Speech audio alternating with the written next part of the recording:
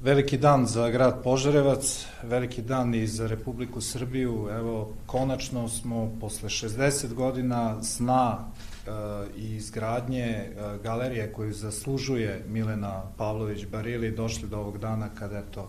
već sledeće godine ćemo krenuti sa radovima. Ovo je projekat od velikog značaja ne samo za grad Požarevac, već i za Republiku Srbiju, kao što je ministar Selaković rekao, i konačno ćemo stvoriti vrhunske uslove za sva Milenina dela koja i nisu u ovim trenutnim kapacitetima koje imamo u galerije mogla biti izložena. Ono što nas raduje jeste zaista, kao što je ministar Glišić rekao, veliki broj posetilaca mi imamo već i u ovim uslovima, ali sa stvaranjem ovog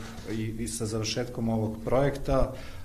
mislim da će grad Požarevac imati veći broj posetilaca, a samim tim i u našem kolažu imaćemo kolažu kulturnih objekata iz oblasti kulture, imaćemo jedan vrhunski objekat sa kojim možemo da se podičimo. Naravno, imamo tu sreću da pored galerije Milene Pavlović Barili imamo Iliminacijum, imamo i sve ove druge objekte, Ergelu Ljubičevo, ali zaista ovo je bio san koji su Požareljani sanjali 60 godina. Milena konačno dobija ono što zaslužuje u gradu Požarevcu i moram da kažem da svega ovoga ne bi bilo da nije bilo Vlade Republike Srbije,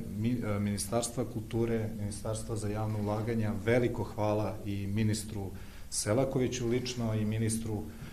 Glišiću, ali takođe i veliko hvala i predsedniku Aleksandru Vučiću koji je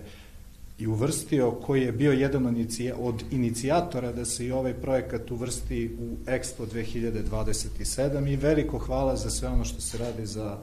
naš region, počev od brze saobraćajnice i kao što su moji prethodnici rekli, ovo je jedan novi korak, novi nivo i novi zamajac da grad Požarevac, ali takođe ceo Braničevski okrug dostigne neki novi nivo i što se tiče i turizma, i privrede, i kulture.